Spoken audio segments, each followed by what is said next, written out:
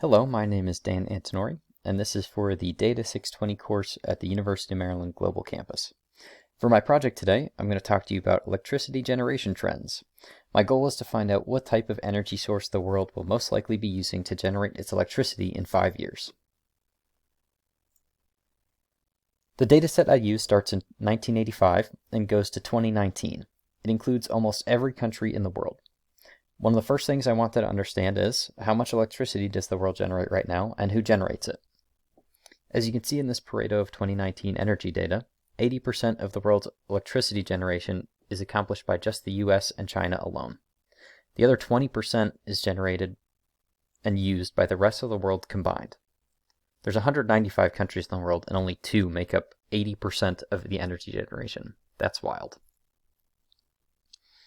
Before I dive too deep into the data on this slide, I'd like to put the energy rate into perspective for the rest of this presentation. A relatively common unit of measure for energy generation is 1 megawatt hour, which can be thought of in terms of around 960 pounds of coal or 30 minutes of a wind turbine spinning. This data set, which I used, shows energy output in terms of entire countries, so it's measured in terms of terawatt hours, which is 1 million megawatt hours. Just 1 megawatt hour can power electricity for a home for over a month. So in terms of 1 terawatt hour, you could power 100,000 homes for a year. The scale of energy we produce is massive. Okay, now on to this chart. Next, I wanted to see how much energy we've been producing over time on a per capita basis. So this chart shows electricity generation in terawatt hours by population. There were obviously a few countries that dramatically increased their output per capita over the last 40 years, specifically India and China, which also experienced large population growth. India increased its energy output per capita by 250%, while China increased its energy output by 380%. Surprisingly, the US output went down slightly. Either way, the linear trend line used here showed that over time, as the population of a country grows, the demand for energy increases. So the world has continually been increasing their energy output over time. But what types of energy have we been using? The dataset provided a breakdown by fossil, renewable, and other energy resources. The other renewable contained alternative renewable energy resources like nuclear, while fossil and renewable were more common sources like solar, wind, coal, and oil.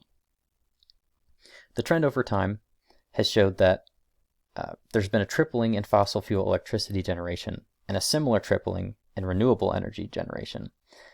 The big takeaway is that over the next 5 years, Tableau is forecasting in this orange area that fossil fuel electricity generation is only going to increase by 5% in this small incline, while renewable energy generation is going to increase by about 30% by 2024. To bolster my confidence in Tableau's forecast, I wanted to see how individual countries were trending between fossil fuel and renewable electricity generation over time.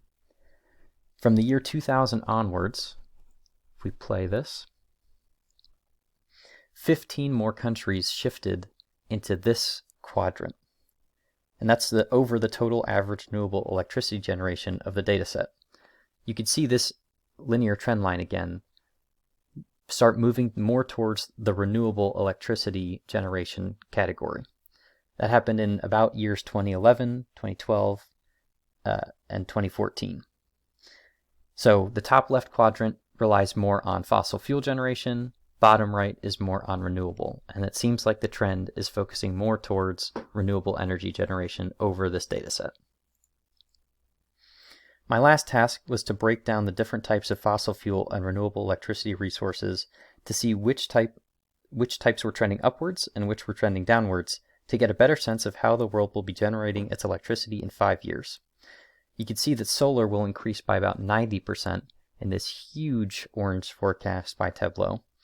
Wind sees a similar large increase by about 63%, while coal will remain stagnant, which is this top category, and we'll see oil start to decrease. It'll decrease by about a fifth.